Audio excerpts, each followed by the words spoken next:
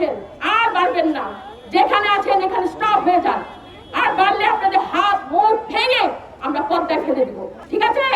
আমাদের মহিলাদেরকে একা মনে করবেন না, আমরা যথেষ্ট শক্তিশালী। আজকে আমরা মেয়েরা লাঞ্ছিত, নির্যাতিত কেন? কিছু লেবাসধারী, দাড়িধারী, এটার জন্য আমরা আমাদের বাচ্চাদেরকে কাউমি মাদ্রাসায় পড়াতে পারি না। আমরা আমাদের বাচ্চাদেরকে নিয়ে অনেক নির্যাতিত। আমাদের এক বোন মিথিলা, তাকে নারী নির্যাতিত করা হয়েছে, কিন্তু কেন কারা করেছে? আমাদের সবাইকে উন্মোচন করতে হবে। আমরা মহিলারা এখন আর একা না, আমরা প্রত্যেক বিষয় এখন থেকে আমরা প্রতিবাদ করব। এই লেবাসধারী মুখদেরকে আমরা ছিনিয়ে দেখাবো যে আমরা মহিলারা কত দূর পর্যন্ত পারি। আমাদের মিথিলা এখন একা না, মিথিলার সাথে আমরা সবাই আছি, কি আছি না? আমরা এখানে উপস্থিত হয়েছি মহিলা গার্জেন, মা ও বোনেরা, আমাদের ছেলে মেয়ে যারা মাদ্রাসায় পড়ালেখা করে, আমাদের মেয়েরা এখন আর নিরাপদ নেই। আগে সবাই ভাবতো স্কুলে পড়ালে নিরাপদ থাকবে না, মাদ্রাসায় পড়ালে নিরাপদ থাকবে। এখানে আমাদের ধর্ম ইসলাম ধর্ম, এই ইসলাম ধর্মে আমরা পড়াতে দিয়ে আমাদের ছোট ছোট 10 বছর, 5 বছর, 7 বছর মেয়েদেরকে ধর্ষিত করা হয়েছে। কেন আজ এই মিথিলাকে ধর্ষিত করা হয়েছে? আজ এক মিথিলার কারণে হাজার হাজার মিথিলা ঘরে ঘরে জন্ম হয়েছে।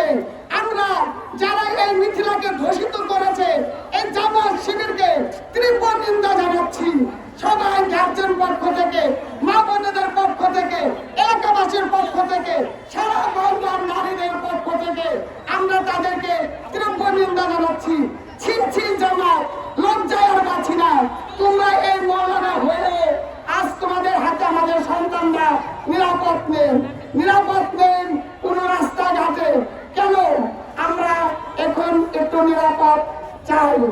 আমাদের আর সহ্য হচ্ছে না। আমরা মাদ্রাসায় বাচ্চাদেরকে নিরাপদে রাখতে পারছি না। আমরা গার্জেনরা এখন বের হয়ে গেছি এই মিথিলার জন্য। আমার মিথিলার জন্য আমরা দৃষ্টান্তমূলক ভাবে একটি বিচার পাই। আজকে আমরা মা বোনেরা কথা বলেছি, আমাদের একটাই দাবি, ধর্ষণের বিচার চাই, ধর্ষকের ফাঁসি চাই। আপনারা সবাই আমার সাথে একমত? আমরা নিরাপত্তাহীনতায় ভুগতেছি, আমরা কোথাও নিরাপদ নয়, মায়ের কোলে শিশু নিরাপদ নয়, আমরা রাস্তাঘাটে নিরাপদ নয়, স্কুল কলেজে নিরাপদ নয়। আমরা ভাবতাম অনেকেই বলে না স্কুল কলেজে আমরা নিরাপদ নয়, কিন্তু মাদ্রাসা নিরাপদ। সবাই আমরা এটাই ভাবতাম, কিন্তু এখন কি? এই মিথিলা কি দোষ করেছিল? ওর কি দোষ করেছিল? ও কি মাদ্রাসা পড়তো? ওর মা বাবা যে মাদ্রাসা ওকে পড়ানোর জন্য পাঠিয়েছে, এটাই কি তার দোষ? ওর কি দোষ ছিল যে না ও লেখাপড়া করে মানুষ, এটাই কি ওর দোষ ছিল? ও ছোট মেয়ে, 7ম শ্রেণীতে পড়ে। আজকে মনে করেন ও ধর্ষিত হয়েছে, আমরা এর তীব্র নিন্দা জানাচ্ছি।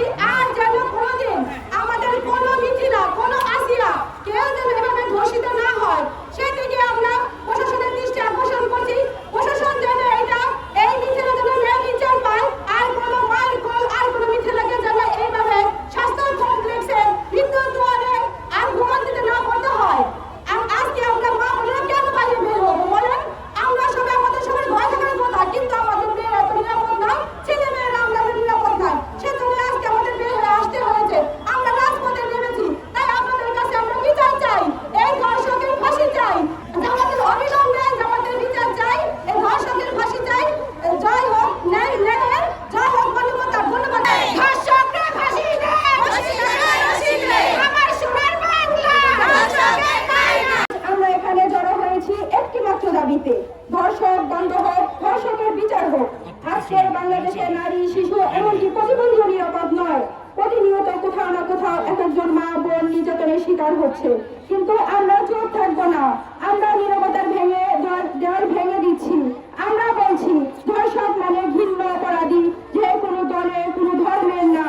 যারা ধর্ষক রক্ষা করে, আশ্রয় দেয়, তারা ধর্ষকের মতো অপরাধী।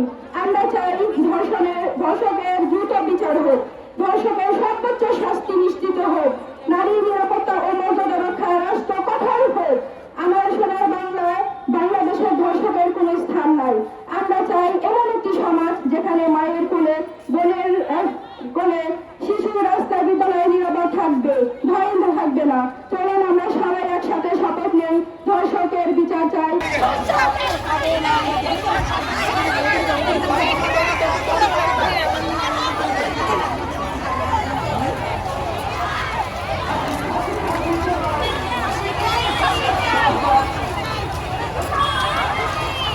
আমারও চলে চলে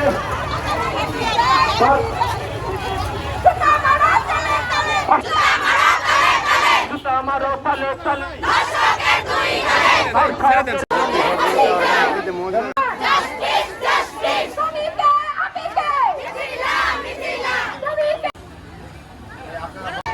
আমারও চলে আমাদের দর্শন যারা হয় তারা আসলে কি আমরা মানবতা নিয়ে থাকি না। তো আমি বলবো দর্শন একটা ভিন্ন একটা জায়গা। আমরা একটা নিরাপত্তা চাচ্ছি যেটা আমাদের জন্য খুবই জরুরি। আমি মানবতা থেকেই বলছি যে আমাদের সবচেয়ে বড় নিরাপত্তাটা কোথায়, কে দিবে সেই নিরাপত্তা? এই নিরাপত্তাটা আমাদের জন্য খুবই জরুরি। আমি বাংলাদেশের প্রত্যেকটা জেলা, প্রত্যেকটা পুরো বাংলাদেশকে আমি অনুরোধ জানাচ্ছি যে আমাদের নিরাপত্তা নিশ্চিত করার কঠোরভাবে আইন প্রয়োগ করতে হবে, যেটা আমাদের এখনো অবধি হয়নি। এই যে এখন বলছে মিথিলা না, আমিও হতে পারি, আমাদের এখানে সবাই হতে পারে। আমাদের কোনো নিরাপত্তা এখন নাই, আগেও ছিল না, আগে তো ছিলই না, এখন আরো হচ্ছে না।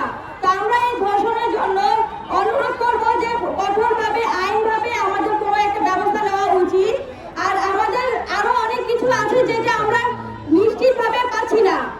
আমরা এখনো অবধি সন্ধ্যার পর ঘর থেকে বের হতে পারছি না, আমরা ভালো মতো পড়াশোনা করতে পারছি না, ইভটিজিং এরও শিকার হচ্ছি, যেটা আমরা কারোর কাছে পাচ্ছি না। আজকে আপনার বোন, আপনার মা, আপনার ভাই, যেই হোক সে কিন্তু আপনারই লোক, কিন্তু এই ধর্ষকগুলো তারা, এদেরকে খুঁজে বের করে আমাদের এই অবস্থায় আনতে হবে। আমি একটু বলবো, জানুয়ারি মাস থেকে সেপ্টেম্বর পর্যন্ত, জানুয়ারি 25 তারিখ থেকে 25 সেপ্টেম্বরের মধ্যে ধর্ষণ হয়েছে 15 জন, ধর্ষণের চেষ্টা হয়েছে 11 জন, নারী নির্যাতন হয়েছে 12 জন। এটা কিভাবে সম্ভব? এটা কি পশুর থেকেও খারাপ নয়? এটার জন্য আপনাদের কাছে অনুরোধ করবো, আমি দোকানের বেলাও বলবো, সেপ্টেম্বর 24 তারিখ হতে সেপ্টেম্বর 25 তারিখ পর্যন্ত নারী শিশু নির্যাতন হয়েছে ধর্ষণ 13 জন, ধর্ষণের চেষ্টা করেছে 2 জন, নারী নির্যাতন অন্যায় হয়েছে 12 জন। আসলে বলেন এটা কি ভালো কিছু? আমরা আসলে কোথায় আছি? আমরা এত সুন্দর একটা বাংলাদেশের মধ্যে আছি, তারপর আমরা কি নিরাপদ পাচ্ছি? আমাদের